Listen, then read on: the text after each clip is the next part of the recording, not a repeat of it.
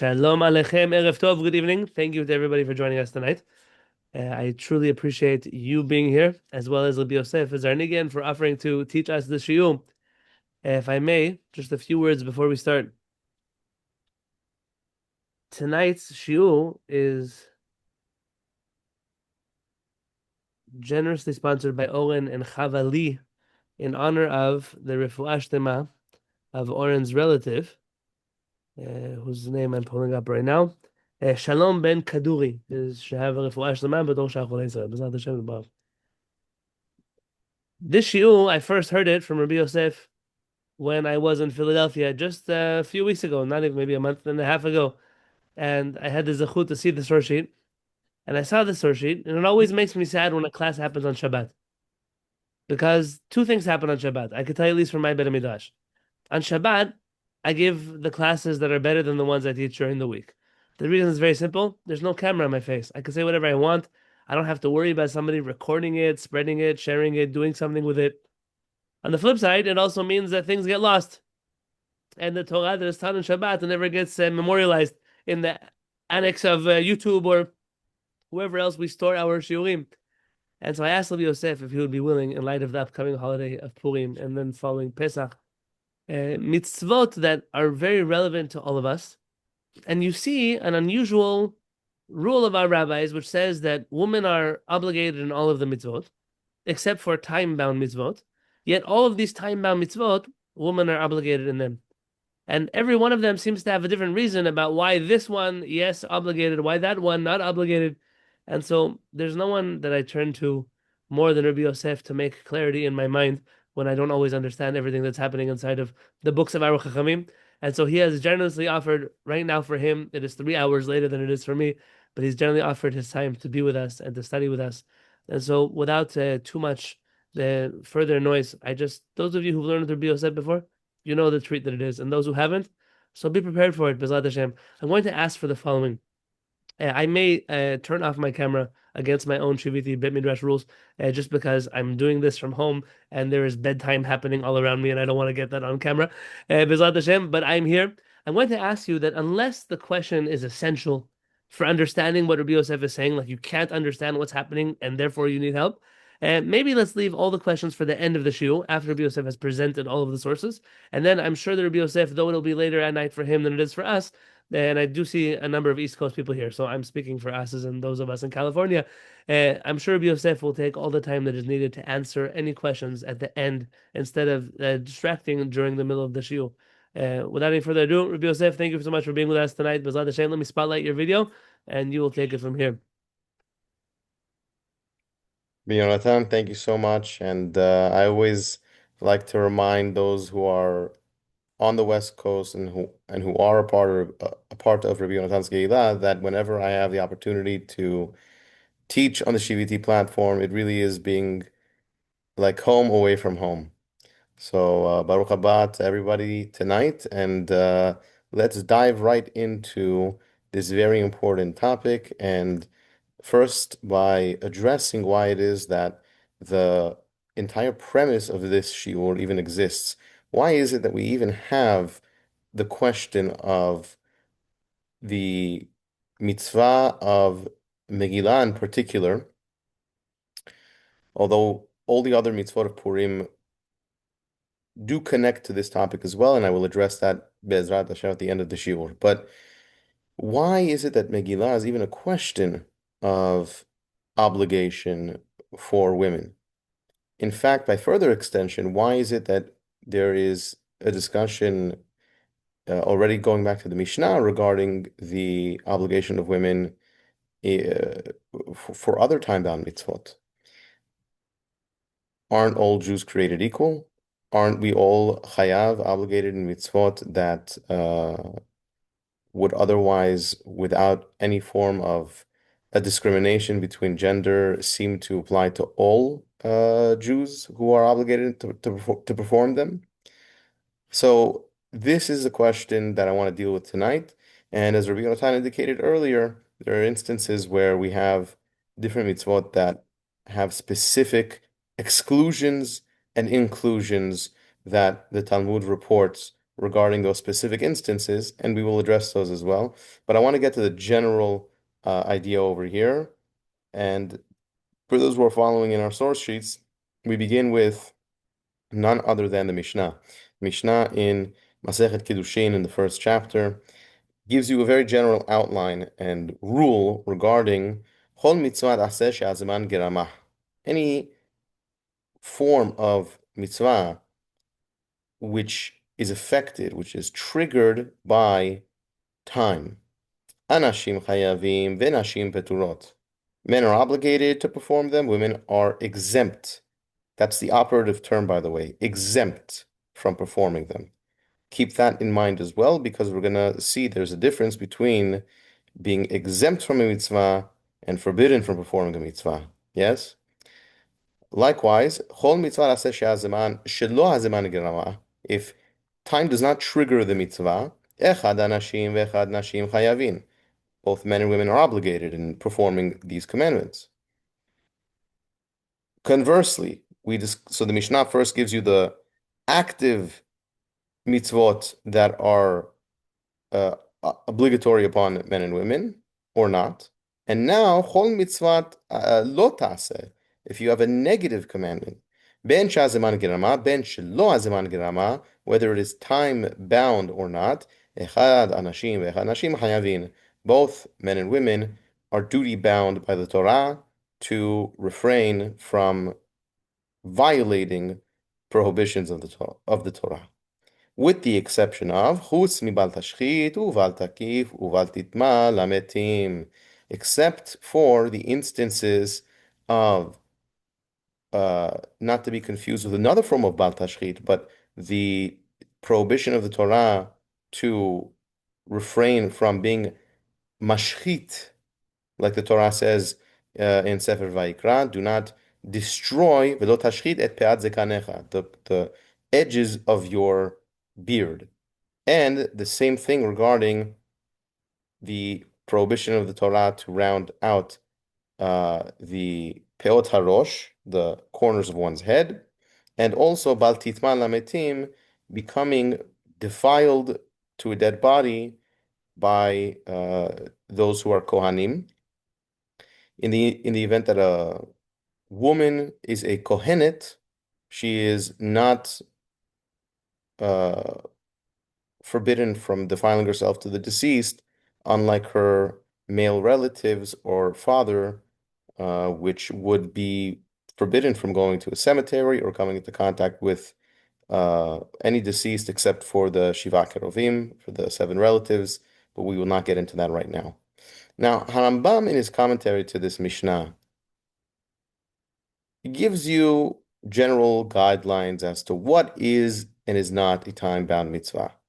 He says, for example, shofar and lulav and tefillin, all of these mitzvot, for reasons we will not get into right now, are restricted in their performance between sunrise and sunset. Okay, so if you have any of these mitzvot, those are the times to perform them. And similarly, he gives you examples of mitzvot that are not bound by time. So whether it is night or day, you could perform the mitzvah regardless, such as affixing a mezuzah and a ma'akeh, a border around your flat roof, giving tzedakah. You could do all these things at night, although it's probably not advisable to build a rim around your roof at night, but strictly speaking, you're allowed to. Now, Harambam gives you a very important clause in this particular passage of his Perush Mishnayot. He says, "Uchvar yadata." You already know. How do we already know this rule? Because Harambam has the introduction to the Mishnayot, which unfortunately is often neglected in study. An even more famous introduction of Harambam to his Mishnayot are popularized as the Shemona Perakim, the 8 chapters, which Harambam famously has as an introduction to his commentary on Pirkei Avot. At any rate, he says it's already a well-known rule. En lemedim mina kelalot. We do not derive matters of hora'ah, case law ruling from general principles of halakha. So these are the rules of thumb, if you will. But that doesn't mean that from them you can derive every single exception to the rule of women being obligated or not obligated in time-bound mitzvot. So you're going to tell me, but the Mishnah that we just read says all mitzvot that are time-bound, women are exempt and men are obligated. So Hanabam says ve'omro chol, when the Mishnah says every or all, rosel omar ala rov, it means majority. Rubo kechudo. When we have another rule that anytime whenever you see the term everything or all, it doesn't necessarily always mean all. It may also at times refer to the majority of an object or the majority of a case. And so because of that, Harambam says you should know, in addition to this principle, these examples are not to be derived by logic. En lahen kelal, there's no formula to derive what makes something a time-bound mitzvah that women are obligated in or exempt from. Ela nimsarim al peh. Harambam tells you these are passed down orally by the Chachamim from Chacham to student. Vehem devarim mekubalim. They are matters of received tradition that are recorded in the text of the Mishnah and in the texts of the Talmud. And he says, for example, Halo yadata, is it not known? Shachilat matzah lil Pesach, ve'simcha b'moadim, ve'hakel, u'tfilah, u'mikra Megillah, ve'ner Chanukah. Don't you know that the mitzvot of eating matzah on the night of the Seder and the mitzvah to be joyous during the, I should say, especially joyous during the assigned holidays of the Torah and the gathering of the nation during the Shemitah year to hear the Torah being read by the king. That's the mitzvah of Hakel, very special mitzvah. And tefillah, also tefillah, and the reading of the Megillah on Purim, and Ner Chanukah, lighting Chanukah candles, and it gives you other examples. These are all time-bound mitzvot that women are obligated in. So, very interesting. We're going to see Harambam's comment here is puzzling. It's very puzzling because the Talmud gives you verses, pesukim, to warrant the exemption or the obligation of these mitzvot. So why Harambam says they are nimsarim al peh is a good question. Often Harambam will take examples in the Gemara that have pesukim attached to them and assign them as asmachtot, as mnemonics, verses assigned to the commandment that aren't necessarily the source for the commandment. And that can be confusing because to an untrained eye, it may seem like the Talmud is actually providing for you the verse as a source to show that this mitzvah is obligatory upon all Jews or just men. We'll provide examples of this towards the end of the shiur because it's not something I want to get stuck on right now. But it's interesting that Harambam just generally lumps the categories of when women are obligated or not obligated in mitzvot that are time-bound to being nimsarim ala peh, just being a matter that is orally transmitted by the sages, by the chachamim, from master to student. Rabbi Moshe Mitrani, the great chacham from Tzefat, from Safed, in the 16th century, he's known for a number of things. He's known for being the Chaver Bet Din, an associate dayan on the Bet Din of Moreno Rabbi Yosef Karo, the great author of the Shulchan Aruch.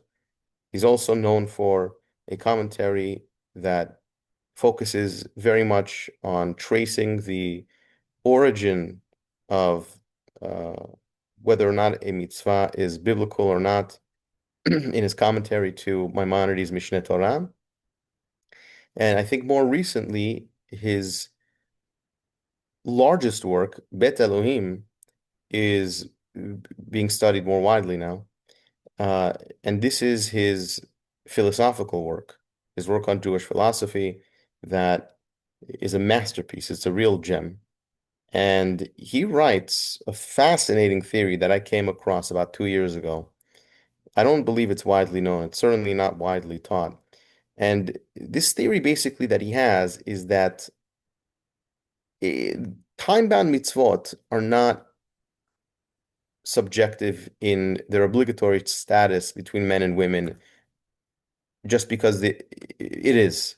It's not like Harambam says that they are nimsarim al peh. They're not just transmitted case by case, example by example from Chacham, from master to teacher. Rather, he says, they have to do with how the mitzvot serve to rectify mankind. He says, for example, Adam Harishon, if you take a look at men being personified through the archetype of Adam Harishon, ובהפיל אלוהים תרדמה על אדם הראשון, הפקיד רוחו בעל השם יתברך, והוא האציל, והוא האציל ממנו את הצלע שלקח, ובנאו והביאו לאדם. When Adam was created, he was lifeless, as the Torah tells us in Parashat Bereshit. ויפח באפיו נשמת חיים, God blew into him this force, ויהי האדם לנפש חיה. And it was then that Adam was born. However, regarding Isha, woman was created from, as we know, his rib. V'im ken, ha'isha gufa tluya biv'ala, ve'en la davar b'fnei atzma. Now this is not to be taken at face value, but as we'll see in a moment, it's a cosmic claim that Rabbi Moshe Mitrani is making. He's saying that from the perspective of the time-space continuum, if you will, the creation of woman comes only after the fact that human beings were introduced to the universe. She comes second to Adam's existence and experience of time as we know it. V'lachen, therefore, says Rabbi Moshe Mitrani, lo nistavet ha'isha b'mitzvot she'azman gerama. She is not obligated in time-bound mitzvot like men are. Mipene kedimat hazeman shekadam b'riyat Adam leitzirat Chava, because of Adam's preceding status in creation prior to the woman who he named Chava, the mother of life, being brought into the world. וזהו כיכרו שבא עמו שלמותו, שיכול לקנות שלמות בזה העולם לעולם הבא. This is quoting from a passage in the Gemara in Sotah Daf Yud Aleph, where the Gemara says that a male is born with kikaro beado. He has the loaf in his hand, and females born into the world or not. What on earth does that mean? Many people misunderstand this line of the Talmud to be somewhat of a chauvinistic comment, when in fact, Rabbi Moshe Mitrani over here is explaining, no, this has to do with the fact that the responsibility of Adam was to take responsibility over that which comes forth from him. He was brought into this world, so he who created Adam has to provide him with the resources to succeed. In that case, in the case of Adam, that was God, right? Then you have there's a famous Gemara in Ketubot. Adam is to unite with Chava, and so who is going to be his groomsman? He was alone. There was nobody to be with him. So the Talmud says famously, this was none other than God Almighty. He was the only one that was with Adam, the only friend that Adam had. And that's exactly why, you can imagine if God is the only entity, kivyachol, in a manner of speaking, that you're interacting with, you're going to get a little bit lonely.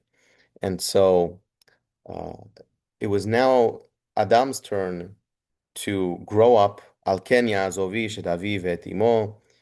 It was time for him to take on responsibility for himself by caring for Chava and loving Chava as if she is literally and metaphorically from his very flesh. And that's what Rabbi Moshe Mitrani highlights over here. Omnam ha'isha ena shlemut ki'im mitzad ba'ala.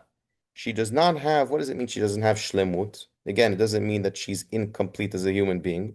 A woman is very much complete as a human being. However, she does not have shlemut in the mitzvot. She does not have the same rectification needed by performing mitzvot like Adam is in need of doing, ki mitzad ba'ala, but through uh, the man to whom she is married. In the sense of what? In the sense that the Gemara in Berachot says, Neshev Mazachian, what is the merit through which uh, women can partake also in mitzvot, or receive reward for mitzvot, rather, excuse me. In what can they merit that they are otherwise exempt from? The mintran legavre ad atu midrasha. That they receive merit in that they keep watch and keep safe everything that those who are obligated in Talmud Torah, their husbands who are obligated in Talmud Torah, while they are away from home, that they're, keeping the ship afloat while they are away. This is not to be confused for the unfortunate stereotype sometimes of the absent individual, the absent man who's in Kollel till 11 p.m. when his wife is doing bedtime routine and taking care of everything else at home. Rabbi Moshe Mitrani is telling us that that is not the case. Rather, the zechut that women are, the merit that they receive for taking part in mitzvot that they are otherwise exempt from performing can be performed when it is done in the capacity of a household, when it is done in the capacity of assisting those in the household that are obligated in those mitzvot. Whereas the men have to actually go out and physically do it, whether they like it or not. And very interesting. I'm not going to delve into this topic too deeply, but the Rebbe Moshe Mitrani gives you a very interesting proof for this concept. In case, he says, in case you think I'm making it up, I'm not making it up. He says, when you look at the only mitzvah that humankind was first given, that Adam was first given, we all know, of course, this mitzvah was not to eat from the tree. ומעץ אשר בתוך הגן, אמר אלוהים, לא תאכלו ממנו. Don't eat the tree that is בתוך הגן, the Torah famously tells Adam. Of course, we know what happened when the Nachash said, ולא תיגעו בו, also don't touch it. They touched it, Chava touched it, nothing happened, and then the slippery slope from there evolved into the story of the fall of Adam, as we know. However, Rabbi Moshe Mitrani says, look at who was commanded first. It wasn't Chava. Adam was commanded not to eat from the tree. And Chava is being punished? When was she ever commanded? Says Rabbi Moshe Mitrani, go back to the rule of the Mishnah. The Mishnah includes men and women equally in the obligation of refraining from isurim, from prohibitions. even if they are not both commanded directly. When you are dealing with the institution of a household, everyone is included. Everybody is made aware as one entity. You do not need to be pulled aside as an individual to be told not to perform prohibitions, not to commit prohibitions, excuse me. But when it comes to mitzvot aseh, active commandments, there Rabbi Moshe Mitrani makes the deduction that you have to be commanded directly to perform them. And if you are not commanded directly to perform them, then you may receive reward in the capacity of assisting those in the household that are obligated to perform them. Now, that's a very nice theory regarding why women are exempt from time-bound mitzvot. But the main focus of Purim pertains to the exceptions to that the exceptions to that rule. The Gemara on Shabbat says, in the name of Rabbi Yoshua ben Levi, even though you may assume that the lighting of the Hanukkah candles must be done by somebody who is a bar dat, somebody that is mentally competent, the Gemara assumes if you have a cheresh shoteh katan, if you have a minor, a mentally deranged individual, or a deaf-mute individual prior to the advent of sign language, then they don't fulfill the mitzvah because they don't have the mental capacity to perform these mitzvot with full awareness or intent. However, isha vaday madlika, obviously, you cannot lump in women into that category. Because women are adults and men are adults equally in the sense that they both have a working brain to be aware of what intent to have when performing the mitzvot. But additionally, going a step further, Rabbi Yoshua ben Levi says, Nashim chayavot b'ner Chanukah, women are obligated to light the Chanukah candles, she'afin hayu be'oto hanes. And this is the famous canon that we're going to highlight tonight. They too were included in that miracle. What does it mean they were included in that miracle? And why is that a reason to include them in a capacity that from which they would otherwise be exempt? In other words, Hanukkah candles and Megillah are both time-bound mitzvot. I cannot light Hanukkah candles in June. I cannot read the Megillah in September and perform the mitzvah. They are assigned dates and assigned times for these mitzvot. So you would think, going off of that rule in the Mishnah that we read earlier, yeah, women are exempt. Says the Gemara on Shabbat, no, that's not the case. They were obligated because of the fact that they were included in that miracle. Rashi over there comments and says regarding Hanukkah, there are different theories, by the way, as to what exactly um, the inclusive miracle of Hanukkah was that obligates women to light candles. Rashi says it was due to the decree that was made by the Greco-Romans against Jewish women from marrying their husbands before, unfortunately, being abused by the Greek generals.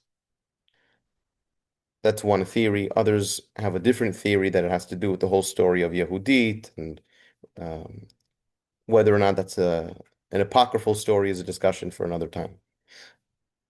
Tosafot over there, Tosafot in Masechet Shabbat, in Masechet Megillah Daf Dalet, highlights a different understanding of Af Hin Hayu Beoto Hanes.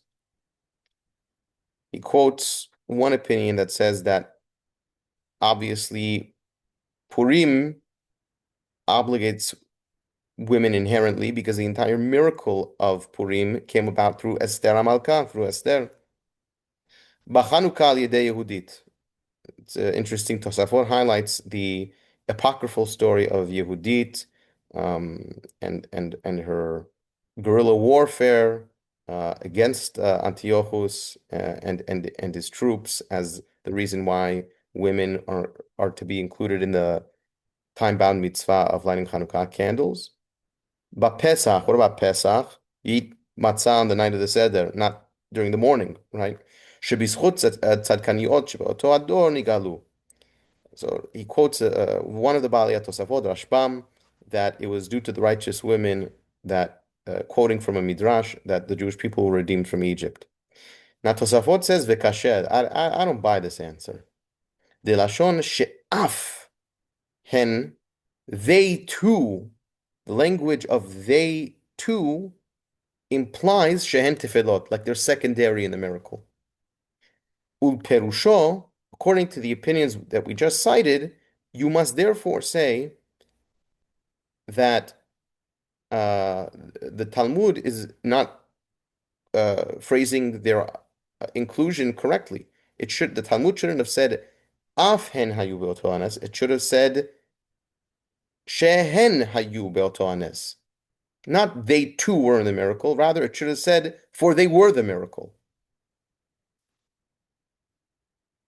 Right? Is that point coming across clear? In other words, Rashbam is saying that the main components of these holidays surround the protagonists in these episodes in Jewish history were women. Tosafot doesn't accept that premise because the Talmud doesn't say that. Right? It doesn't say they are the miracle. It says they too were included in the miracle. Lachen nireh li, Tosafot offers an alternative. She'af hen hayu, what does it mean? They too were in the miracle. They were also bisafek de lashmid v'laharog. They too were included in the genocidal decree of Haman. V'chen b'Pesach, shehayu mishvatot lefar'o b'Mitzrayim.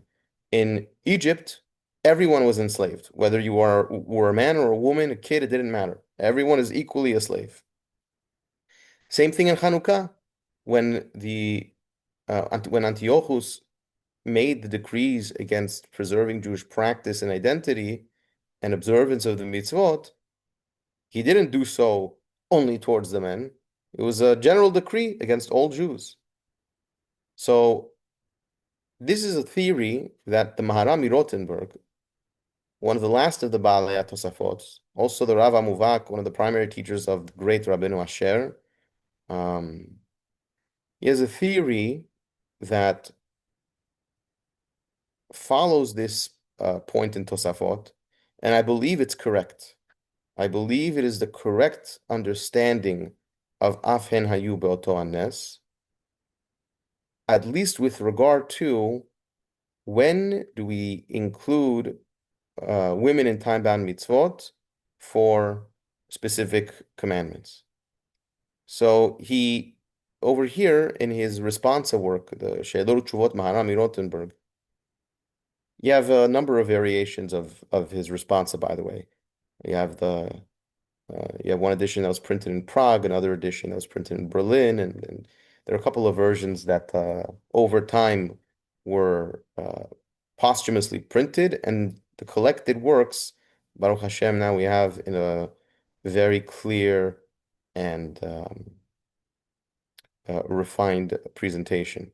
Critical editions that are very, very straightforward now. So here in the Prague edition, he disagrees with Rabbeinu Tam, the famous grandson of Rashi, on his premise for whether or not women have to make hamotzi on 2 loaves of bread on Shabbat. And do you say that that's because they were also included in the miracle of receiving the man? And Maharami Rothenburg says, I'm not buying this. This is ridiculous. Why? Because women were also redeemed from Egypt together with the men. And guess what?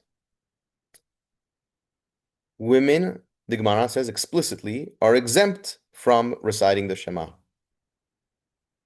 Women do not have to recite the Shema twice a day like men do. So it cannot be just because women are included in a miracle that they are de facto presumed to be obligated in mitzvot that stem from that miracle. Rather, he says, she'af hen hayu. When do we say af hen hayu? Elahecha da mitzvah ba'a al hanes she'era li Israel. This is a canon which can only be used to include women in time-bound mitzvot, where there was an occurrence of a miracle that occurred to the Jewish people, shayu basakana, whereby the Jewish people were in a state of grave danger, venimletu, whereby they were saved. Dumya de Megillah ve'arba kosot uvner Chanukah, just like we find in the incident of the mitzvot of uh, the reading of the Megillah, which commemorates the Jewish people being redeemed from the hands of Haman, and also regarding the 4 cups of wine that they are obligated to drink on Pesach, on the night of the Seder, the night, of course, from which we were delivered from the hands of the Egyptians chasing us. Uvner Chanukah, similarly Ner Chanukah. We explained earlier what the miracle there was. We were all in danger as well, yes? So this is significant because you have a very, very restricted outline here for when we can say afen hayu beoto hanes. Interesting, by the way, you'll notice that Maharami Rothenberg did not include the mitzvah of eating matzot. Women are obligated to eat matzot for a different reason. Right? The Gemara says anyone who's included in the prohibition uh, of eating chametz is on Pesach is also included in the mitzvah of eating matzah on Pesach. So, but I said I would get to those examples later on. The Aruch Laner, Rabbi Yaakov Ettlinger, one of my favorite Ashkenazi rabbis of the past 2 centuries, he has in his Aruch Laner, excuse me, he quotes from a midrash. I haven't been able to find this midrash. I'm going to be honest. I searched, I dug, maybe in the critical editions of the Aruch LaNer, it's quoted in the footnotes, but I couldn't find it. But he quotes from a very interesting midrash regarding, if you all are familiar, there's a famous Gemara regarding the 3 advisors to Paro regarding what he should do with the Jewish people. You had Bilam, you had uh, uh, Yitro, and you had Eov. And Eov, like he is portrayed in the book of Job, in the book of Eov, did not sway Paro one way or another. He stayed silent. And that was Eov's whole motto in life. The Aruch LaNer quotes from this midrash that Eov made a mistake in thinking that he didn't have to sway the affairs of humankind because this world was temporary. What do I care about this world? What I really should be caring about is Olam Haba. And this is not something that should concern me. Now, Rabbi Yaakov Ettlinger says in Eov's defense, you can say that, he kind of feared for his life because when you're dealing with tyrants, it's a catch-22. You can give good advice, you may be killed for it. You can give bad advice, you still may be killed for it. Or certainly you'll be killed for it. So in this midrash, God is portrays a sukkah for Eov in a vision as a sign of his affliction for not advocating for the Jewish people instead of staying silent. So the Aruch LaNer says, why the sukkah? What a bizarre symbol of Eov's impending consequence of suffering for his misconduct here. Says Rabbi Yaakov Ettlinger, no. It's exactly the point. The sukkah is a temporary dwelling, dirat arai. It's not something that protects you from the elements. Likewise, no basar vadam is going to protect you or truly harm you from doing the right thing. You think that staying silent in front of Paro was really going to save you, it's not going to save you. And so he faced Yisurin because of this. Why do I quote this midrash? Because Sukkot is another example of a mitzvah that should be obligatory upon women. They were also included in the mitzvah of dwelling in the Sukkot, whether it was the clouds, the Ananei Kavod, or actual Sukkot, physical huts. Why are women exempt from this mitzvah? You can see from here that from this midrash that the mitzvah of sukkah was not something that related to, let's go back again. What did Maharami Rothenberg say?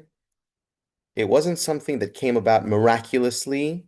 According to one opinion that says it was Ananei Kavod, that was a miracle, sure. But there was no sakana from which the Jewish people were saved by means of a miracle. So that is perhaps why, this is my chidush, this is me speaking, this is perhaps why women are not included in the mitzvah of sukkah. In Sefer HaChinuch, if you look at that at this mitzvah, I believe it's in mitzvah 286 in Sefer HaChinuch, you'll see the author of Sefer HaChinuch makes a similar remark. Now, Rabbeinu Asher, in his commentary to Masechet Megillah, when he codifies the obligation of women in reading Megillah, quotes two opposing sources. He doesn't give you a resolution, though. He leaves it somewhat. He leaves his position somewhat ambiguous. He says, on the one hand, the Gemara Arachin seems to explicitly, or maybe not explicitly, but it's you can make an argument that women are obligated to read. The Gemara there seems to say that they are obligated in the reading, just as men are. However, he quotes from an earlier source, Bal Halachot Gedolot, 9th century, an anonymous work by one of the Geonim,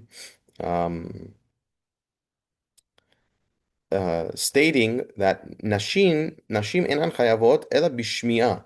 Women are only obligated in hearing the Megillah. Aval kiryata ena motzi'ah nashim yedei chovatan. But you cannot say that they fulfill the obligation to read the Megillah. For men, they can only they're only obligated to hear it.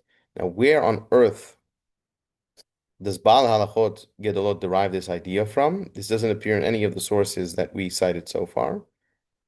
Vehevi Raya Mina Tosefta. The Behag's Baal Halachot Gedolot source is from the Tosefta, the appendices to the Mishnah, where the Tosefta says, Hakol Chayavin Bikriyat Megillah Vechude. Everyone's obligated in the reading of the Megillah. Skipping a few lines, Nashim va'avadim uktanim, but women and indentured servants and minors, peturin mimikra Megillah, ve'en motzi'in rabim yedei chovatan. But they are exempt from the recitation of the Megillah, and they do not fulfill the obligation of others in hearing the Megillah. The implication is, says Baal Halachot Gedolot, it must be that you can't say they're obligated and not obligated. So what does it mean? It must mean they're obligated to hear, but they are not obligated to recite. And if they're not obligated to recite the Megillah, they cannot recite the Megillah for somebody who is obligated. Now, Rabbeinu Asher tries to reconcile the Talmudic source with this source. The Gemara Arachin, as we said, says Hakol Kesherin Likrot. Every Jew is ritually authorized to read the Megillah. Says the Gemara, La tu'en nashim. This seems to include women. So Rabbeinu Asher says, how do you reconcile these two sources? Lo sheyotziu anashim bikriyatan. It means to include women in the hearing of the Megillah. That's according to all opinions. However, they cannot fulfill the obligation of Megillah reading for men. El dafka nashim. But they can read for other women. De la tema af nashim enan yotzeot. You cannot say that women are not do not fulfill their obligation of the Megillah reading. Ela bikriya chashuva shel anashim, unless it's done through men. You cannot say that because, right, they're still obligated to listen to the Megillah, and the Gemara says they're also included in its recitation. So if they're included in its recitation, then there must be a capacity in which they are allowed to read the Megillah publicly. Kamash malan she'aisha motziah chaverta. Says Rabbeinu Asher, this must be in reference to a case where a woman is with other women, nobody heard the Megillah, or maybe some of them didn't, she could read it for them. Now, by the way, this is somewhat typical of Rabbeinu Asher. Rabbeinu Asher loves to bring harmony to the various corpuses of rabbinic literature, of the Mishnah, the Yerushalmi, the Sifra, the Sifre, the Mechilta. We have Parashat Zachor coming up. Rabbeinu Asher is famous for the position that the reading of Parashat Zachor is a biblical commandment, because we know the Gemara in Brachot says there was an incident where, who was it? Rabban Gamliel, who freed his indentured servant in order to, well, it's not entirely clear why, for the purposes of a minyan. Rabbeinu Asher notes that the Torah says by the indentured Canaanite servant, Leolam bahem ta'avodu, they are to remain your indentured servant indefinitely. So freeing them violates a biblical prohibition. How is it that you can have a prohibition of this kind for the sake of completing a minyan, which is one can argue not even a rabbinic commandment if one is not available. Says Rabbeinu Asher, it must be that this is in reference to the reading of Parashat Zachor, which, if done properly, must be done during a formal Torah reading, which requires a minyan. Now, this is the Achronim, the later authorities, for the most part, accept the first half of that argument, but the second half of that argument, that Zachor can only be read, for those who are not familiar, Zachor being the portion from the book of Devarim, which recounts the atrocities of Amalek committed against the Jewish people in the wilderness. Right, the Torah says, Zachor et asher asa lecha Amalek. You have to commemorate and memorialize that which Amalek did to us. So when we commemorate this episode in our history, most authorities, Harambam is a notable exception to this idea, but most authorities do accept the premise that it has to be read from a Torah scroll. It's questionable if there is a requirement to do so in the presence of a minyan. It happens to be the default is if there's a Torah reading, there's almost always a minyan. But what happens if there isn't? Yeah. So, at any rate, the Ritva in the following, 14th century, just after the life of Rabbeinu Asher, he takes issue with this position, and he says, "V'hadeh tane Tosafot, that which we find in Tosafot, Nashim avadim k'tanim b'turim, that women are not obligated to read the Megillah, they're only obligated to listen to the Megillah together with children." He says,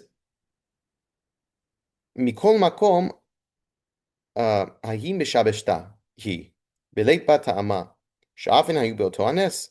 It's improper to say that they are exempt, that women are exempt, because on the one hand, we know that women are included in the miracle, as we said earlier, in the miracle of Purim here.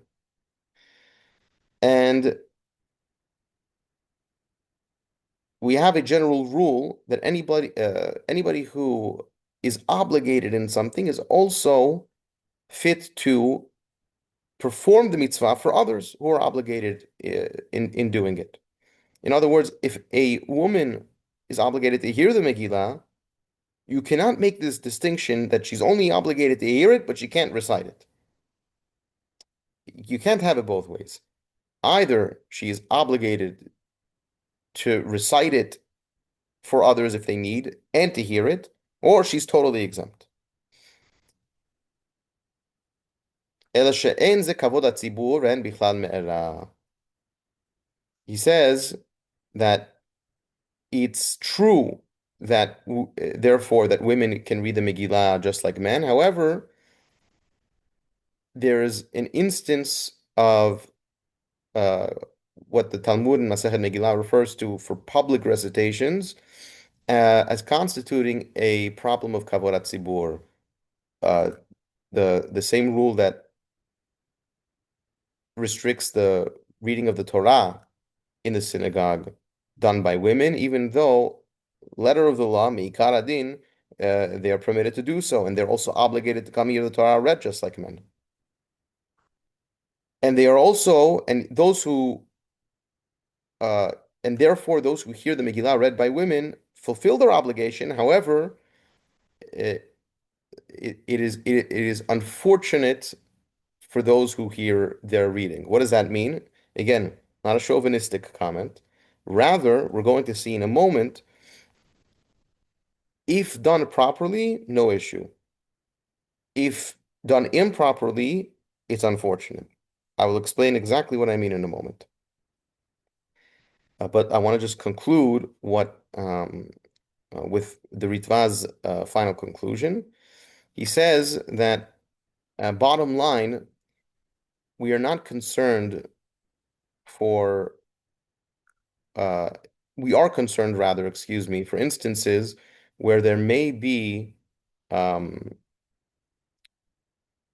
a lightheaded or improper mingling due to the mixing of genders if both men and women are equally obligated in a social obligation. He gives you the example of zimun. So women are obligated in Birkat Hamazon, at least on some level. Men are obligated in Birkat Hamazon. So you would think, you know, you can have a woman recite Birkat Hamazon for a man and vice versa. And in principle, this is true. In principle, Mi'ikar Adin, that is true. Chachamim made a decree against this, though, because we don't want for there to be a scenario where there's alcohol consumption and drinking and frivolous behavior at certain occasions, and therefore women can certainly recite zimun, but they can recite it for themselves, and men can recite zimun; they can recite it as well. So, um, but that's true only in such contexts. The Ritva says hilkach hacha in this case of the Megillah reading, because the reading of the Megillah in a minyan is done for the sake of Pirsumei Nisa, v'la chashiv tzeruf kulehai, it's not considered like something that is needed as a strict requirement, but it's rather to publicize the miracle broadly. Kevan de chayavot, since women are certainly obligated, b'mikra Megillah, mitzdarefot, they also may be included in the minyan for the Mikra Megillah, for the reading of the Megillah, which would also allow them to recite the Beracha at the end of the Megillah reading. Harav et rivenu v'adan et dinenu. Very interesting. So, where is the instance? Oh, and oh, by the way, we're going to see over here there's some other sources. Or Zarua, for example, who was, by the way, incidentally, a student of the Maharami Rothenberg. He just rejects that opinion of the Tosefta that we said earlier that says that women that rules or records that women cannot read the Megillah, but that they have to hear the Megillah. He says Lo huskera Talmud shelanu. That uh, statement of the Tosefta is never recorded in our Talmud because the Talmud is supreme to the Tosefta. There's a lot of back and forth discussion in the rishonim. When do you accept secondary sources like the Tosefta or Midrashim when the Talmud is silent on a subject? That's a discussion for another time. But here the Or Zarua just rejects it. He says it's not a binding view. We don't have to accept it. And so women, he even goes as far as to say that um, שהנשים חייבות ומוציאות את הזכרים. He even goes as far as to say that there's zero restriction. You can have women read the Megillah publicly in a minyan, fulfill the mitzvah for everyone. There is zero difference over here in any capacity. The Meiri takes a similar approach. The Meiri writes in his Bera Bechirat Masechet Megillah that Doesn't give a clear reason why, by the way. It's interesting. Doesn't give a clear reason why, but he says, "Ela kachu ha'inyan, chayavot ve'en motzi'in." They are obligated, but they don't fulfill the obligation for others. He follows in the footsteps of halachot gedolot, like we read earlier, but he doesn't give a justification, which is unusual for the Meiri. Now, I only cite this because the Meiri is the only one among the rishonim that makes a distinction between um, Torah reading and Megillah reading. By Torah reading, he says, even though strictly speaking, you can have men and women recite the Torah publicly, the Mishnah famously says that a woman should not recite the Torah in a minyan because of kavod tzibur. Again, dignity of the congregation. I will explain what that means in a moment, because it's not what people think it means. However, he says that that certainly does not apply to a katan. A minor can read from the Torah, a boy can read from the Torah for the congregation, as long as it is not the first aliyah, according to the Meiri. Why? מכל מקום קטן מברך עוד ויש לו שייכות בתלמוד תורה. Women are completely exempt from the mitzvah of Torah study. Of course, they receive reward for studying Torah. They're obligated to be aware of the mitzvot. But a boy cannot say, "I'm not interested in studying Torah. I don't want to learn it." It's the father's responsibility to give him a Jewish education, regardless of his interest. Since a minor he has shaykhut, he has a stake, if you will, in this game, in this obligation of Talmud Torah. Therefore, he's not included in this restriction of kavod tzibur, public dignity of the Torah reading being done by certain people. Now, what on earth does that mean? Very interesting.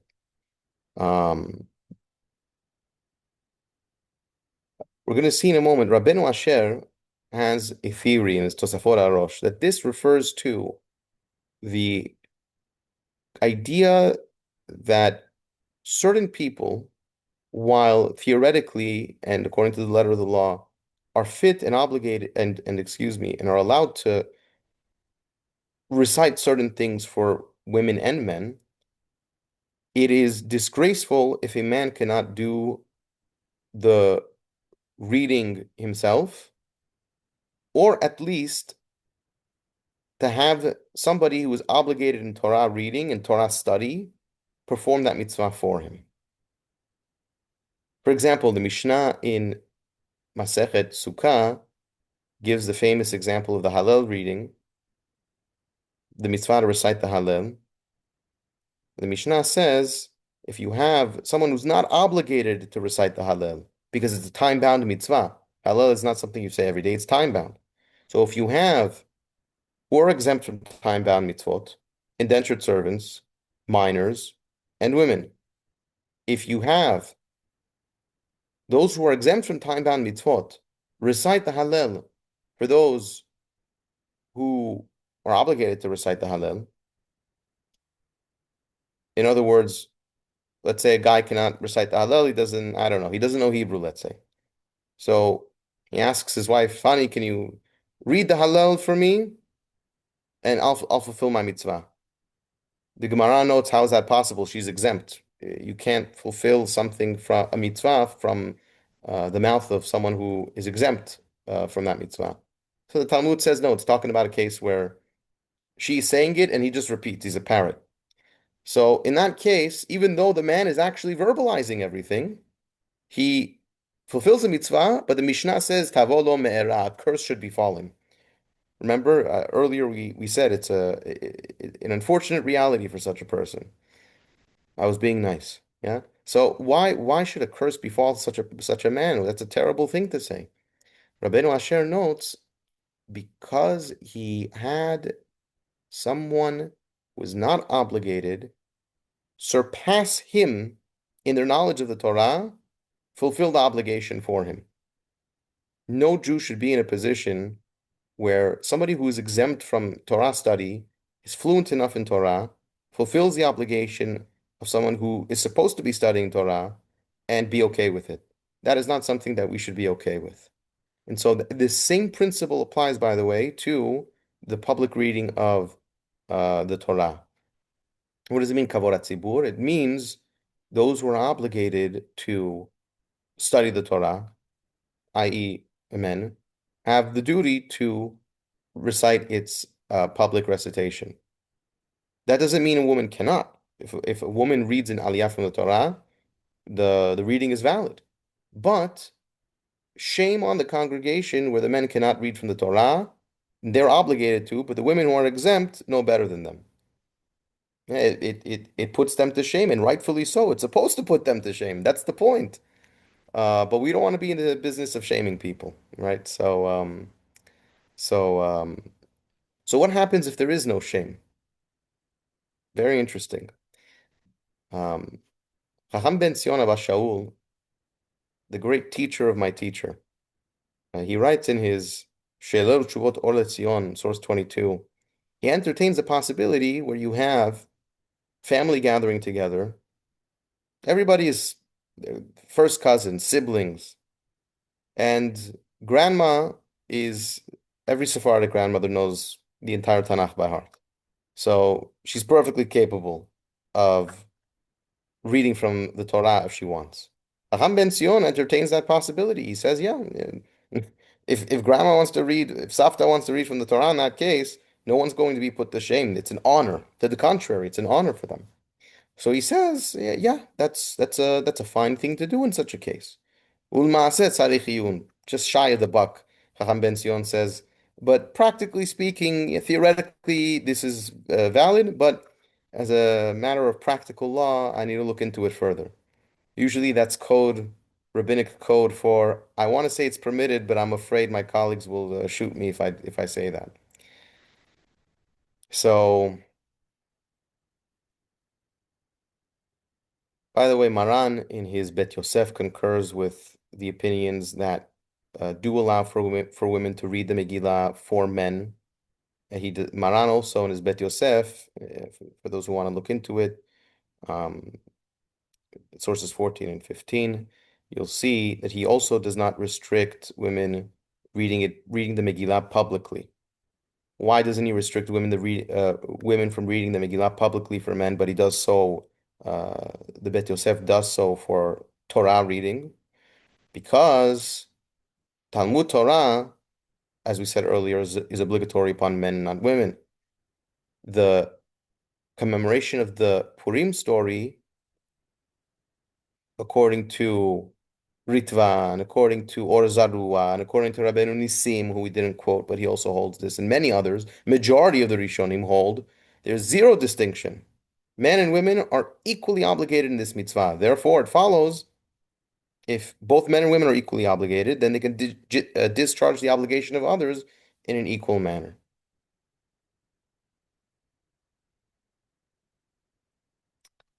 I quote in source number 20, an interesting source.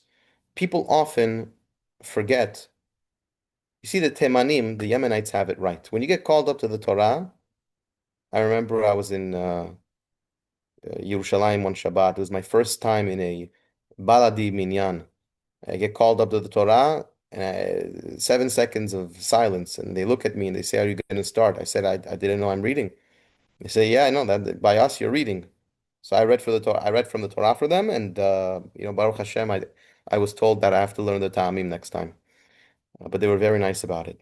So that's the way it's supposed to be done. The Oleh is supposed to read. You're making the bracha. You must read your um, so you must read your portion. Why is it that everyone besides the Temanim do not do this? That's based off of a position in the Or Zarua. The Or Zarua records the practice that already in the 13th century, at least in Bohemia, Hachazan eno mevarech v'koreh, excuse me, sorry. Um, uh,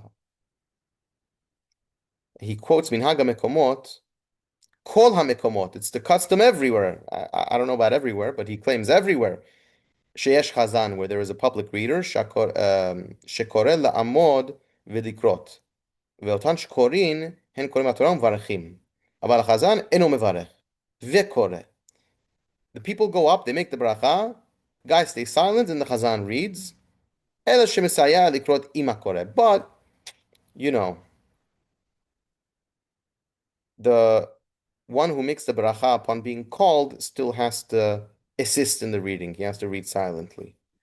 Rabbi מפני Yosef, שיהיה, can I interrupt you for a second? please. As a young man, whenever I would get Aliyah on my grandfather's Beit Knesset, and I would be called up to the Torah and I wouldn't read, he would say, "It's so strange that you would recite a blessing over a cookie and let me eat it." That was always, you can never understand who could go to the Torah and not read their own Aliyah. We should all put ourselves in the position where, God willing, our children should never have issue reading from the Torah when put on the spot. No It's matter where they come from. it's a shame that unfortunately there are certain yeshivot in the world where they're studying Talmud for 15, 20 years, but when you ask them to read a perek of the Shema properly, even that can't be done. So So forgive me for this. no, no, it's nothing to forgive. But here or Zaruach, and I'll conclude with this. He says that there are those who are not beki'in likrot. They don't know how to read from the Torah. You see, it was an issue even back then. ו"מקריא אותו כדרך שהיו עושים בביקורים." The Mishnah in Bikurim says even in the days of the period when the Beit HaMikdash stood, there were people who didn't know how to recite passages of the Torah that are required to be recited when the first fruit was brought. So the Kohanim would just read it for the individual, even though the individual bring the first fruit was supposed to recite it.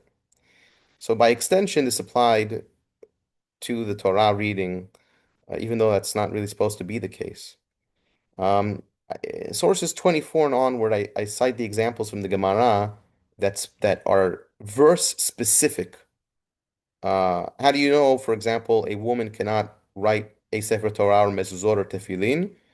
Because the Gemara gives the canon, Kol sheyeshno bikshira yeshno bichtiva. Anybody who's obligated to wear the tefillin is also included in the writing of the tefillin, and vice versa. So because the Torah does not include the commandment of tefillin upon women, they cannot be included in the production of the tefillin, right?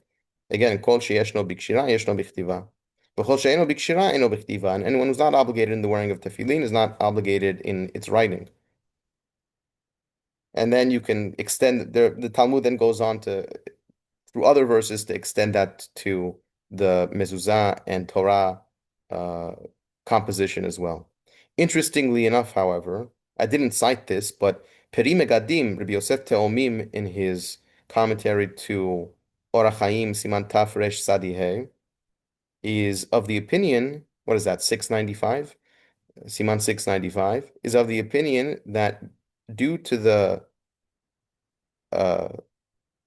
equal nature and obligation for men and women to hear/recite the Megillah on Purim, one may conclude, and he in fact does conclude, that women who are skilled at Safrut may write a Megillah and read from that Megillah on Purim. Rabbi Again, Yosef obviously, Zarnighian, Chida says the same thing. and Maran Achida says the same thing. Baruch Atah. And Rabbi David Oppenheim, he says that the first Megillah was written by Esther Malka, V'tichtov Esther Malka, and you must learn from there that a woman can write the Megillah. Where does Rav Oppenheim write this? I'm I'm curious. going to send it to you. I think Chamadia quotes The him. wonderful Maran Makom, beautiful. I'm going to send Megillah. So there are other examples, Kol sheyeshno bezachor, yeshno bezachor. The Gemara in Brachot writes anybody who's included in the mitzvah of Shamor yeshno bezachor. Anybody who's included in the prohibitions of Shabbat is included in the active commandments of Shabbat, like Kiddush, even though that's time bound. There are many examples like this scattered throughout the Talmud. And by the way, that's why earlier I said it's very odd that Rambam dismisses these examples of explicit verses, including or not including women from time bound mitzvot, due to what the Torah itself has to say on that matter. Unless you assume that these are asmachtot, they're just mnemonical devices to help you remember when something's orally transmitted. But it's not entirely clear if that's the case. So I leave that as a tzarich iyun. I leave that as a, I don't fully understand what Harambam meant when he said that. And that's okay. So maybe somebody can help me understand. Last source. It's a very, very beautiful comment of the Ritva. The Ritva writes in his comments to Masechet Kiddushin, entertaining the view of Rabbeinu Tam, which is adopted by Ashkenazim, to allow women who are exempt from time-bound mitzvot to still voluntarily perform them, and also make a bracha upon performing them. That's something that many Ashkenazim take for granted, but according to the position of the Sephardi rishonim who exempt women from time-bound mitzvot, um, who record the exemptions of women from time-bound mitzvot, they hold that if a woman makes a bracha, a blessing upon such mitzvot, they are in violation of lo tisat Shem Adonai Elohecha Lashav, of taking God's name in vain. How could you make a blessing invoking God's name, saying that you're obligated in something when you are not? And so that shouldn't discourage women from performing mitzvot that are time-bound, but to simply do so without making the bracha. You want to sit in the sukkah without a bracha. Wave the lulav, wave it without the bracha. That's fine. It's no problem. Harambam even gives you the example in the Mishneh Torah of wearing tzitzit. You know, if a woman wants to genuinely take on the mitzvah, belev shalem, with a not to make a political point, but to fulfill the mitzvah sincerely, without a bracha, but it's fine. The Ritva says, I disagree. He concurs with Rabbeinu Tam. He agrees with Rabbeinu Tam's position, but he disagrees with his reasoning. I'm not going to get into Rabbeinu Tam's reasoning right now, but this is very interesting. The Ritva says, because we have a principle, the Talmud writes, that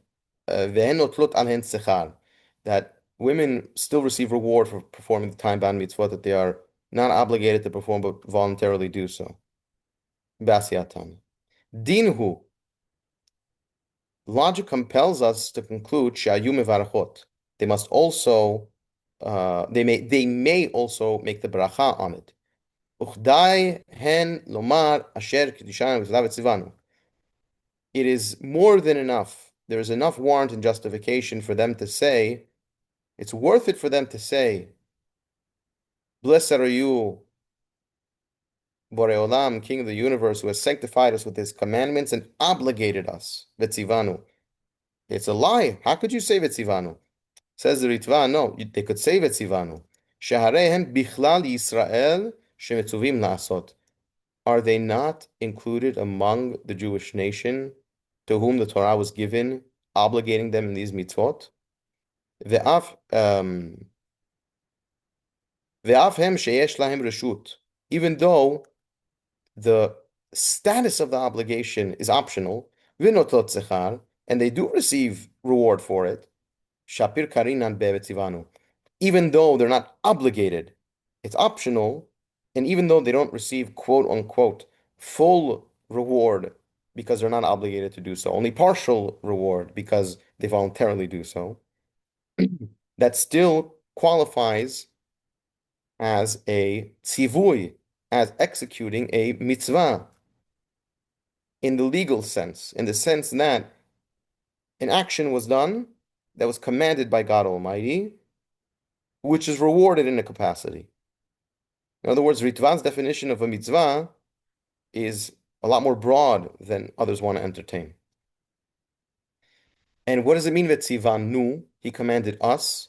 This is not in reference to men, but it's in reference to bichlal kol Yisrael, the entire nation, the entire Jewish nation. Hilkach mevarachot v'niskarot. They get reward. They make the baracha. No problem. V'chen dat Rabbeinu Hagadol Zatzal. V'talmido Mori Rabbeinu Halevi Zichrono Livracha. The Ritva loves doing this. The Ritva in his Chidushim is often following in the dictum of the Chachamim to be maskir b'shem omro, to say things like Mordechai did for Esther.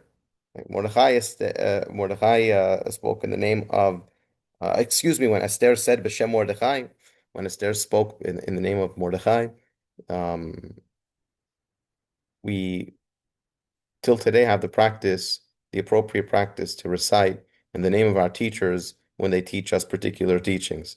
So the Ritwaz, he often has the practice to do this, and he quotes this position not as his original view, but as the view of his teacher Rabbeinu Haron Halevi, the great Chacham of Barcelona, and the opinion of his teacher Rabbeinu Shlomo ibn Aderet.